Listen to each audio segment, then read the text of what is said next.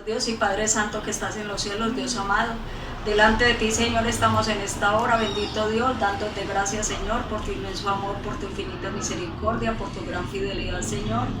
Gracias, Santo de Israel, porque hasta aquí nos has sostenido, nos has guardado, nos has ayudado, nos has bendecido, Señor. En esta hora, Padre, que se va a proclamar tu palabra, Señor, te suplico, bendito Dios, que nos derrames de tu Santo Espíritu sobre cada uno de nosotros, que nos des entendimiento, Señor, y sabiduría, Señor, para poder poner tu palabra por obra, bendito Señor. Que esa palabra llene cada corazón, que esa palabra transforme nuestras mentes y nuestros corazones para poner tu palabra por obra. Te damos muchas gracias, amado Dios, en el nombre de tu Hijo amado, en el nombre del Señor Jesús. Amén y amén. Mis hermanos, tengan una buena mañana, Dios los bendiga. La lectura en el Antiguo Testamento el día de hoy va a ser Proverbios 31, versículos del 1 al 9. Proverbios capítulo 31, versículos del 1 al 9. Y dice: Para hablar del rey Lemuel, la profecía con la que le enseñó su madre. ¿Qué hijo mío? ¿Y qué hijo de mi vientre? ¿Y qué hijo de mis deseos? No des a las mujeres tu fuerza, ni tus caminos a lo que destruye a los reyes. No es de los reyes, oh Lemuel, no es de los reyes beber vino, ni de los príncipes la sidra. No sea que bebiendo olviden al rey y perviertan el derecho de todos los afligidos. Dad la sidra al desfallecido, el vino a los de amargado ánimo. Beban y olvídense de su necesidad y de su miseria, no se acuerden más. Abre tu boca por el mudo en el juicio de todos los desválidos. Abre tu boca, juzga con justicia y defiende la causa del pobre y del menesteroso. Amén. La lectura del Evangelio se encuentra en Mateo capítulo 25, versículos del 14 al 30. Parábola del sembrador. Porque el reino de los cielos es como un hombre que yéndose lejos llamó a sus siervos y les entregó sus bienes. A uno le dio 5 talentos, y a otro 2, y a otro 1, a cada uno conforme a su capacidad, y luego se fue lejos. Y el que había recibido 5 talentos fue y negoció con ellos y ganó otros 5 talentos. Asimismo, el que había recibido 2 ganó también otros 2. Pero el que había recibido 1 fue y cavó en la tierra, y escondió el dinero de su señor. Después de mucho tiempo vino el señor de aquellos siervos y arregló cuentas con ellos. Y llegando el que había recibido 5 talentos, trajo otros 5 talentos diciendo: Señor, 5 talentos me entregaste, aquí tienes, he ganado otros 5 talentos sobre ellos. Y su señor le dijo: Bien, buen siervo fiel, sobre poco has sido fiel, sobre mucho te pondré. Entra en el gozo de tu señor. Llegando también el que había recibido 2 talentos, dijo: Señor, 2 talentos me entregaste, aquí tienes, he ganado otros 2 talentos sobre ellos. Su señor le dijo: Bien, buen siervo y fiel, sobre poco has sido fiel, sobre mucho te pondré. Entra en el gozo de tu señor.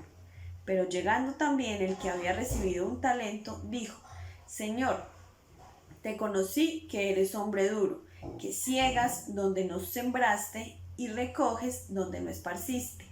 Por lo cual tuve miedo y fui y escondí tu talento en la tierra. Aquí tienes lo que es tuyo. Respondiendo su señor, le dijo: Siervo malo y negligente, sabías que ciego donde no sembré y que recojo donde no esparcí. Por tanto, debías haber dado mi dinero a los banqueros, y al venir yo hubiera recibido lo que es mío con los intereses. Quitadle pues el talento y dadlo al que tiene 10 talentos, porque al que tiene le será dado, y tendrá más, y al que no tiene, aún lo que tiene le será quitado. Y al siervo inútil echadle en las tinieblas de afuera, allí será el lloro y el crujir de dientes. Bueno, mis hermanos, damos gracias al Señor por lo que hemos oído de su palabra, ¿verdad? La enseñanza que tenemos hoy será con base al Evangelio de Mateo que hemos leído, ¿verdad? Los talentos. Es una parábola que nos conocemos de memoria desde que muchos de nosotros éramos pequeños. Y es una de las más famosas que hay dentro del mundo cristiano, ¿verdad? La parábola de los talentos. Un hombre rico dijo, bueno, yo me voy, pero voy a dejar a 3 siervos aquí. A este le dejo unos talentos, a este otros talentos, un poquito menos, y a este le dejó un talento. Se fue y al cabo de cierto tiempo regresó, ¿no? A ver qué había pasado con su dinero. Y entonces este hombre encontró lo siguiente,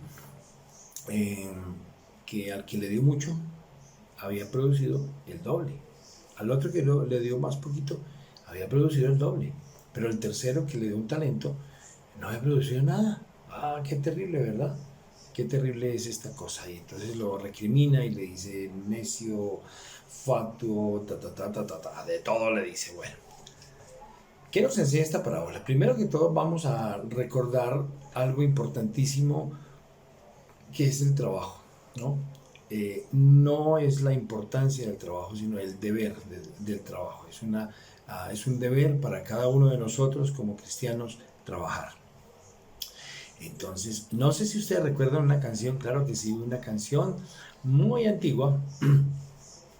Cuando digo muy antigua no es porque yo sea muy antiguo, no, no, porque yo por ahí sonaba el negrito del batey, dice, a mí me llaman el negrito del batey porque el trabajo para mí es un enemigo, porque el trabajo lo hizo Dios como castigo, más o menos eran las frases. A mí me llaman el negrito del batey.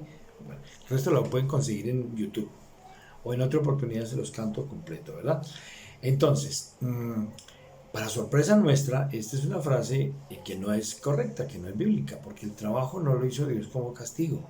Uno dice, ay sí, por la desobediencia de Adán, Dios lo puso a trabajar, eso es castigo. No, no. El trabajo venía desde antes de la desobediencia de Adán y Eva. De hecho, el trabajo venía desde antes de que Eva fuera creada.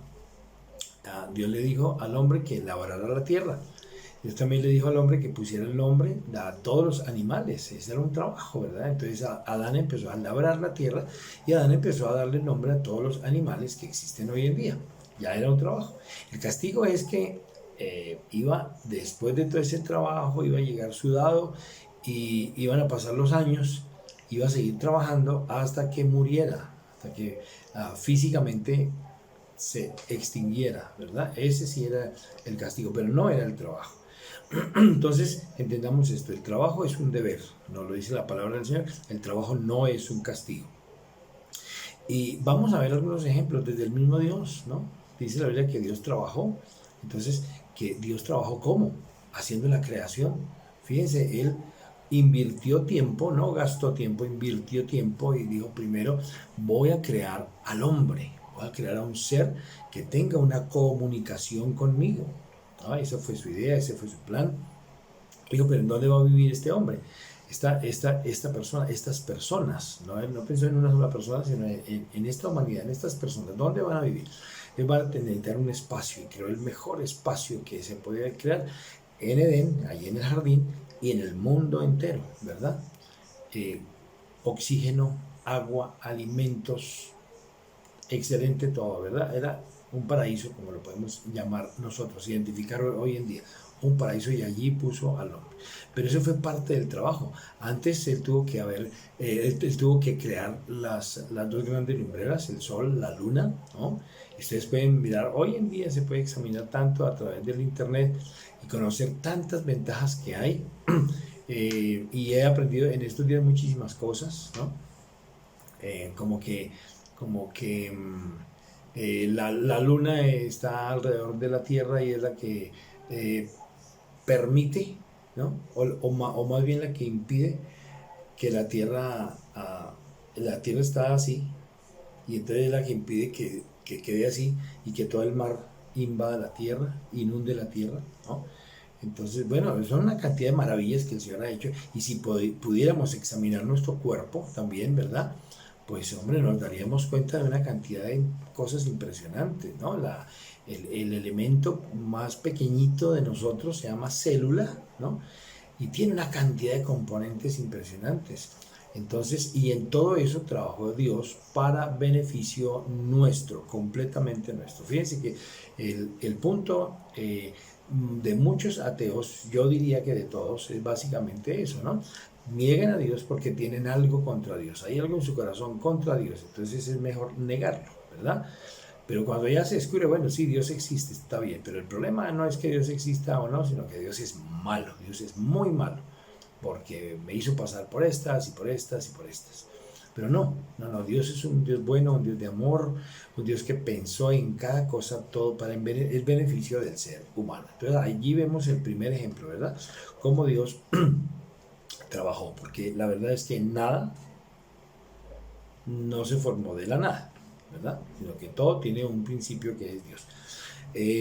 Y Adán también trabajó. Más adelante vemos a un Noé que también Dios lo puso a trabajar. ¿Haciendo qué?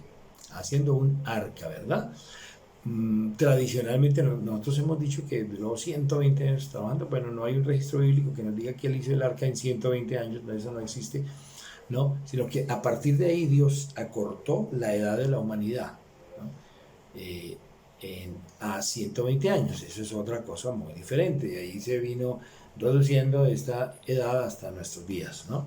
Pero entonces Noé trabajó, y él y sus hijos trabajaron construyendo esta enorme arca para que pudieran entrar todos los animales y fueran salvos. Muy bien. José es otro ejemplo de trabajo. José era un niño consentido. José era un niño protegido por sus padres, que no tenía dolor, no tenía sufrimiento, no tenía problema. Todos conocemos muy bien la historia. Un día su papá le dice, vaya y vigile a sus hermanos que se fueron por allá a pastorear las ovejas y no sé nada de ellos.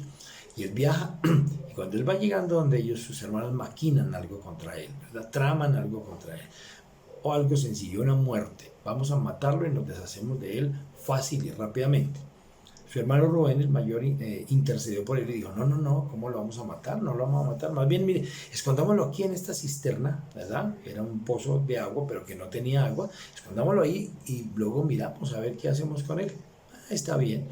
Rubén se descuidó, y mientras este joven José estaba en ese pozo, entonces llegaron unos ismaelitas, ¿verdad? Unos hermanos, porque eran hijos de Abraham también. Y entonces se los vendieron a ellos, se los vendieron a ellos. Y ellos lo llevaron a Egipto. En Egipto fueron vendidos a un general, ¿verdad? Y él lo puso a trabajar, pero dice que Dios estaba con él y todo lo que José hacía era bendecido y era prosperado. Pero ¿qué estaba haciendo él? Cambiando, ¿verdad? El niño consentido ahora era un trabajador, pero era un buen trabajador. Luego fue a la cárcel y allí también Dios estaba con él y él siguió trabajando y era la mano derecha del carcelero. Y años después entonces Dios lo saca, ¿verdad? Ya un carácter formado, un corazón formado, lo saca para ser el segundo hombre de todo el imperio de aquel entonces, el imperio babilónico, ¿verdad? Pero no se sentó a descansar y a rascarse la barriga, sino que trabajó. Y fue una gran bendición para el imperio egipcio y para todo el mundo de aquel entonces, incluido el pueblo hebreo. Bueno, muy bien, seguimos. Dice la Biblia que después de muchos años, entonces ya ha muerto José y todos los primeros que descendieron a Egipto, después de 400 años, ya ellos eran vistos como esclavos, ¿no? Pero un día Dios levanta a un libertador. ¿Cómo se llamaba? Muy bien, Moisés. Y Dios saca al pueblo de Israel de Egipto y lo lleva al desierto. Pero ¿saben qué? Dice la Biblia ya en Éxodo 13, para que lo lean en sus casas, Éxodo 13, versículos 17 y 18, dice que Dios no los hizo meter por el lado donde están los filisteos, sino los hizo rodear un poquito para que no le cogieran miedo a la guerra, ¿no? Pues eran trabajadores en Egipto, pero no eran guerreros, ¿no? Pero dice el versículo 18 que ellos salieron armados. O sea, de primerazo no los enfrenta con la guerra, pero sí los iba a preparar para una guerra, ¿verdad? Y con esa guerra ellos se esforzaron y vencieron en el nombre del Señor. Es curioso, ¿verdad? Cómo es el trato del Señor. Años más tarde, muchos años más tarde, Dios levantó un hombre con muchos temores, un hombre con muchos problemas, emocionales y espirituales. Un hombre que se llamó Gedeón, y Gedeón llegó a ser juez de Israel. Y Dios le dice, mira Gedeón, yo quiero que tú vayas y te pelees contra un pueblo, ¿no? Y que tengas batalla contra él. Y Gedeón dice, ¿yo? ¿Y a qué hora? ¿De dónde? Y ni siquiera tenemos ejército, ni tenemos absolutamente nada. Entonces él hace una convocatoria y dice, bueno, vamos a deshacernos del yugo de esta gente, necesito voluntarios.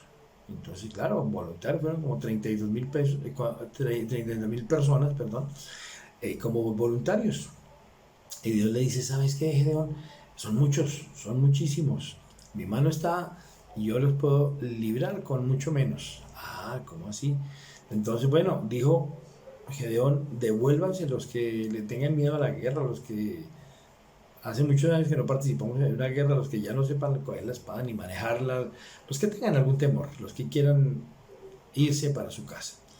Se devolvieron solamente 22.000. Ay, qué cantidad de gente. Quedó con 10.000 y Dios le dice, mira, ¿sabes qué? Todavía son demasiados, demasiados. Hace una prueba en el agua, los que tomen agua con una sola mano y con su otra mano en la espada, esos me los dejas. Con esos voy a vencer. ¿Sabes cuántos fueron? Todos sabemos, ¿verdad? 300 hombres. Eran los 300 de Gedeón.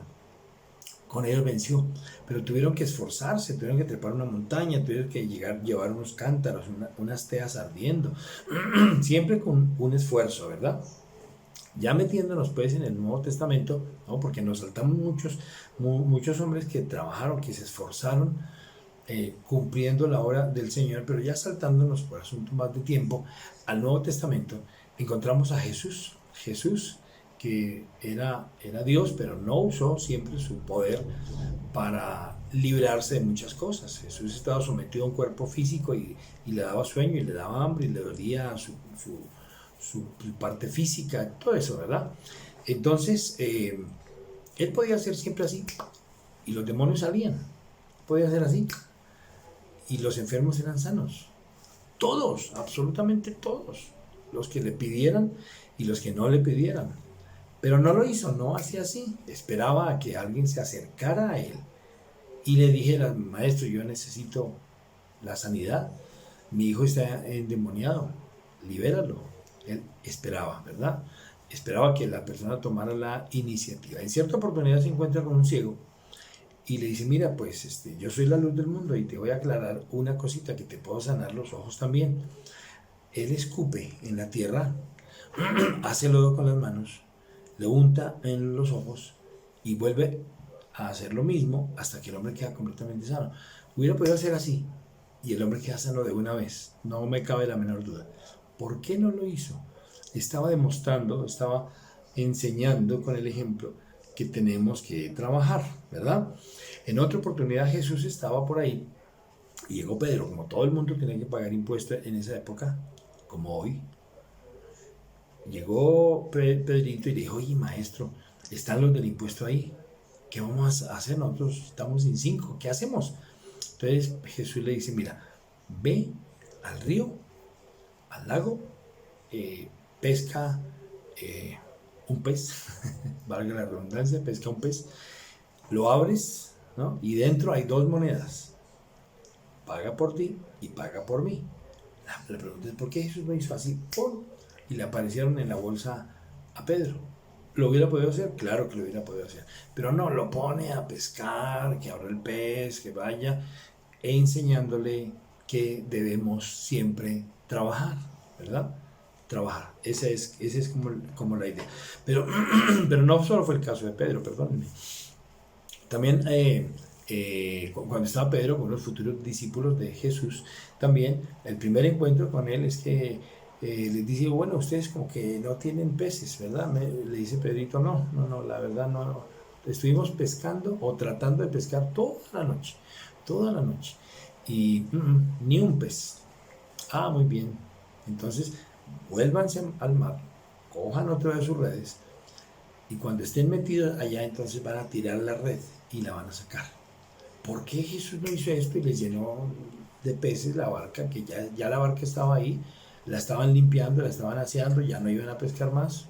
De todas maneras no habían pescado más, quiero decir, ya no iban a salir más. ¿Por qué Jesús hizo así? Porque quería que ellos trabajaran.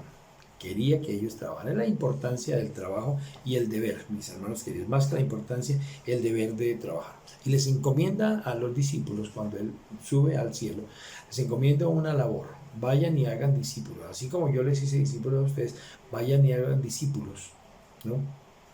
A todas las naciones. A todas las naciones. Dice, en Jerusalén, en Judea, en Samaria y hasta lo último de la tierra. ¿Eso cómo se llama? Trabajo, esfuerzo. Y Dios entonces ya descansó y ya hoy en día no hace absolutamente nada. ¿Ustedes creen? No. Jesús mismo lo aclaró. Dijo, mi Padre hasta hoy trabaja. Mi Padre hasta hoy trabaja. Yo recuerdo hace muchos años, un hermano cristiano entró a la iglesia, yo estaba ahí. En esa época estábamos por Itagüí, eso fue hace mucho tiempo. Y él me dijo, mire, estoy muy aburrido, estoy muy triste, estoy enojado, tengo un revuelto de cosas. Le digo, ¿qué le pasó? No, es que tengo un vecino que, como él sabe que yo soy cristiano, pero él no es cristiano, entonces, ahí me dijo una cosa que me ofendió mucho. Me dijo, ¿qué hace Dios cuando no trabaja? ¿Qué hace Dios cuando no hace nada? Porque como que Dios ya no hace nada. Y entonces me dice, y me dieron ganas de golpear. Le dije, no, muy sencillo, la respuesta está en la palabra del Señor. El Señor sigue haciendo cosas. Ya no crea otra luna, ni otro sol, ni otro mar. Ya eso lo creó, ya eso lo hizo. Pero ¿y cómo trabaja? ¿En quién trabaja? ¿En dónde trabaja? Pues Él trabaja transformando los corazones, transformando las vidas deshechas, Él las rehace, ¿verdad? Relaciones rotas. Con Dios y con el prójimo, él también forma nuevas relaciones, nuevos corazones, nos produce sanidad cuando estamos enfermos, también Él nos sana. Y básicamente, ¿qué hace? Eso es importante, eso es muy bueno, muy rico, ser sano y que Dios nos provea y que Dios nos restaure las relaciones, importantísimo. Pero lo básico, ¿qué es? Nos perdona nuestros pecados, nos dio la salvación y eso es parte de su trabajo, ¿verdad? Hablar con las personas, convencer de pecado, que es tan complicadito. Yo les he dicho, cuando uno trabaja con máquinas y ya no sirve la máquina, se manda a reparar y si no se puede reparar, se bota y se compra una nueva. Pero trabajar con personas es diferente. No somos desechables y Dios así nos hizo. Y Él no nos desecha, sino Él trabaja y trabaja, insiste e insiste hasta que forma nuestros corazones. La pregunta entonces sería, pero ¿para qué trabajar tanto? ¿Para qué trabajar tanto? Yo les quiero leer un versículo aquí, ese no lo hemos leído, pero es un versículo corto, breve. Está en la segunda epístola de Pedro, capítulo 1, versículo 8. Dice, porque si estas cosas están en vosotros y abundan, no os dejarán estar ociosos ni sin fruto en cuanto al conocimiento de nuestro Señor Jesucristo. Entonces, ¿para qué trabajar tanto? Para que no nos volvamos ociosos. Porque cuando nos volvemos ociosos, podemos dejar de llevar fruto. Y una de las razones por las cuales estamos nosotros en la vida cristiana es la de llevar fruto. Y es un fruto doble. ¿Cómo así doble? El fruto primero, el fruto del Espíritu Santo que se empieza a desarrollar y a formar en mí, ¿verdad?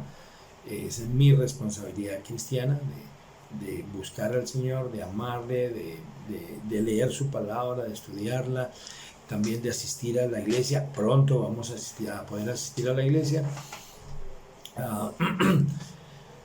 De poder orar, sacar un tiempo con Dios, ¿verdad? Esa es parte de nuestra responsabilidad cristiana y de esa forma se va manifestando el fruto del Espíritu Santo en nuestras vidas, ¿verdad? Amor, gozo, paz, paciencia, fe, benignidad, bondad, todo eso. La otra parte es ese fruto que yo llevo cuando yo estoy cambiando, entonces los otros se dan cuenta de mi cambio y me pueden preguntar, o yo les puedo decir, mira, Dios tiene un propósito para tu vida. Esa es parte de la responsabilidad nuestra, ¿verdad? Es mi responsabilidad como creyente. Entonces, retomando, esta parábola no nos habla, aunque yo he escuchado varios mensajes sobre esta parábola y siempre nos hablan de los talentos que tenemos como personas y mucho más como cristianos que debemos usarlos para el Señor.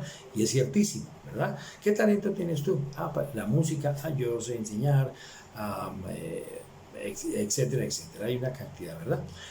Sin embargo, esta parábola no habla de esos, de las habilidades, de los talentos como habilidades. No, esos los usamos para el Señor. Habla de otra cosa. Habla de los talentos en cuanto a dinero, que hoy en día coincide la palabra, es otra cosa. Pero no está hablando de habilidades, no está hablando de inversión, de dinero, de trabajo. Ese es el tema central de esta parábola, del trabajo, del deber de trabajar, ¿no? Entonces, yo les tengo este dato. Por ejemplo, no es entonces decir cuántas habilidades tengo, cuántos talentos, no. Sino que hago, ¿qué hago? Que el talento era una moneda en Israel, ¿no? Hace muchos años, que equivalía, pónganme cuidado, un talento equivalía a 180 millones de pesos de hoy. 180 millones de pesos.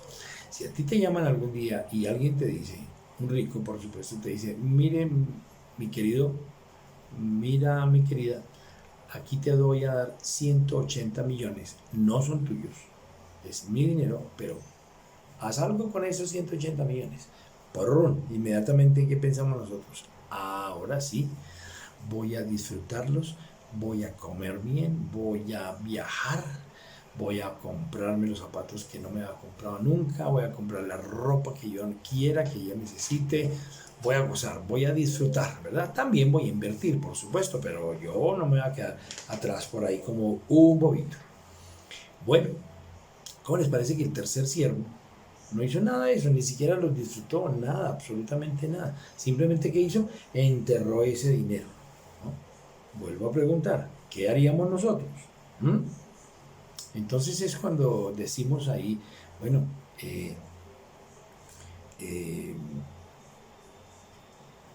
es que no somos nada, es que no tenemos nada, es que sinceramente pues no, yo no tengo ni primaria, yo escasamente sé leer, yo soy un pobre torpe por ahí, entonces yo no tengo nada, yo no valgo nada, yo no puedo trabajar. No es cierto, no es cierto. El Señor nos ha bendecido y quiere que trabajemos en su obra. Si estamos en su reino es porque quiere que trabajemos en su obra, ¿verdad? Pero recordando, esa plata no es nuestra.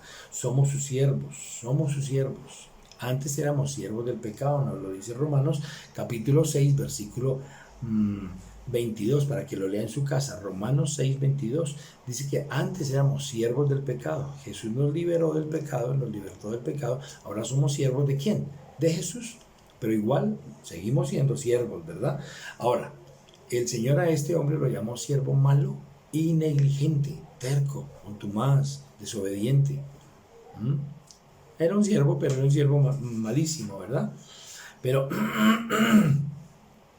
Dios a cada uno de nosotros nos ha dado una vida no para que la enterremos, sino para que la invirtamos en el reino de Dios. No es nuestra vida. Ahora nuestra vida le pertenece al Señor. Eso es lo que cantamos, eso es lo que decimos, eso es lo que predicamos, eso es lo que dice la palabra del Señor, ¿verdad? No es mi vida, ya mi vida no me pertenece a mí, ahora le pertenece al Señor. La pregunta es, entonces, ¿a qué la dedicamos? ¿A qué dedicamos todo nuestro esfuerzo? ¿A qué dedicamos todo nuestro tiempo? ¿A qué dedicamos todo lo que somos? Básicamente lo dedicamos al trabajo, pero al trabajo material, a la familia, a un poquitín de diversión. Bueno, eso está bien, eso está muy bien. ¿Y en dónde dejamos el trabajo para el Señor? ¿Qué estamos haciendo nosotros para el Señor? ¿No? Entonces, nuestra responsabilidad como cristianos no es solamente orar, leer la palabra del Señor, sino también obedecerla, ponerla en práctica. Y esto incluye a mi prójimo también. ¿Qué estoy haciendo yo con mi prójimo? Resulta que no es solo orar y leer la Biblia, también mi responsabilidad es mi prójimo y la obra del Señor en la iglesia, en la casa, en el trabajo. ¿Y cómo es en la casa y en el trabajo? En la casa y en el trabajo es a través de mi testimonio, de lo que Dios ha hecho en mi vida, orando por mis compañeros de estudio, por mis compañeros de trabajo, orando por la familia mía que no conoce al Señor y también por los que conocen al Señor. Y mi trabajo en la iglesia es no solo dando testimonio, sino también trabajando para el Señor. Trabajando significa barriendo. Trabajando para el Señor puede ser orando, intercediendo.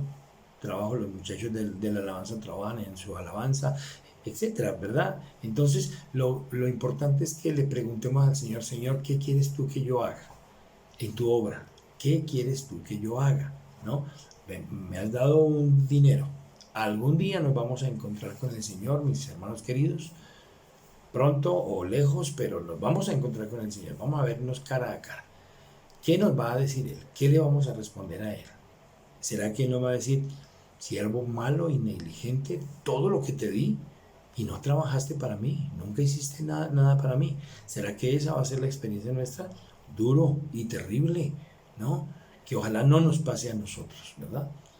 Que ojalá, más bien al contrario, podamos decir, mira, yo trabajé para ti, no lo hice para que me aplaudieran, no lo hice para tener un título, no lo hice para ganar el favor de otros, no lo hice para ganar puntos contigo ni siquiera, lo hice por amor a ti, porque lo que tú hiciste en el Calvario, en la cruz, es imposible que yo lo pague. Entonces, por amor a ti hice algo muy chiquitico comparado con todo lo que tú hiciste. Amén. Pero orémosle al Señor de corazón sincero.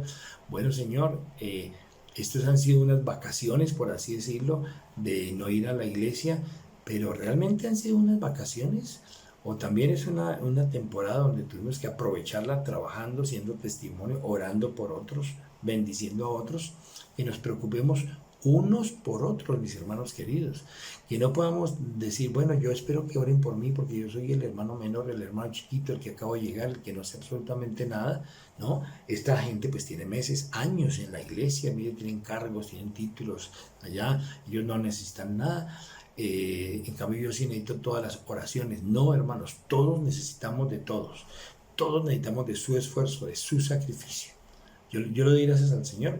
Yo sé que hay muchos hermanos y hermanas que oran, que están intercediendo y comprometidos, y le doy gracias al Señor por este grupito pequeño de hermanas que están intercediendo por nosotros, la hermana Gloria Bueno, la hermana Romelia y muchos otros que en este momento se me escapan los nombres, ¿verdad? Y gracias al Señor por eso, porque uno a veces dice, yo estoy firme en el Señor porque yo soy muy espiritual, muy consagrado, sé mucho. No es por eso, es porque seguramente otros están bendiciendo nuestras vidas. Tal vez a través de la oración, eso no lo sabremos nunca, ¿verdad? Pero el Señor sí lo conoce. Así que vamos a decirle al Señor, Señor, yo quiero trabajar para ti, no para el hombre, no para las personas, no para ser aclamado ni aplaudido, sino yo quiero trabajar para ti. Amén. Cerremos nuestros ojos y vamos a orar al Señor. Padre, en esta hora bendecimos tu nombre y te damos tantas gracias, Señor, porque tú eres un Dios tan bueno, tan maravilloso, tan glorioso, tan majestuoso. Y tú nos pusiste aquí en la tierra con un propósito, Señor. Y ese propósito es de trabajar. Que lo veamos no como algo bueno solamente, sino como un deber nuestro, trabajar en tu obra. ¿Qué necesitamos hacer en tu obra, Señor? ¿Qué quieres que hagamos, Señor? ¿Cómo quieres tú que estemos vinculados en tu reino, Señor? Ayúdanos y enséñanos a cada uno de nosotros, Padre. Te damos tantas gracias por ser tan bueno, Señor, y por ser tan maravilloso y tan misericordioso, Señor. Gracias, Señor. Muchas gracias. Bendice a cada uno de mis hermanos. Gracias por guiarlos a toda verdad, a mis hermanos. Gracias por ayudarlos, Señor, y por orientarnos en tu reino, porque somos parte de tu cuerpo y tenemos una función específica cada uno. Gracias por esta preciosa parábola. En Cristo Jesús. Amén y amén. Dios les bendiga, mis amados hermanos.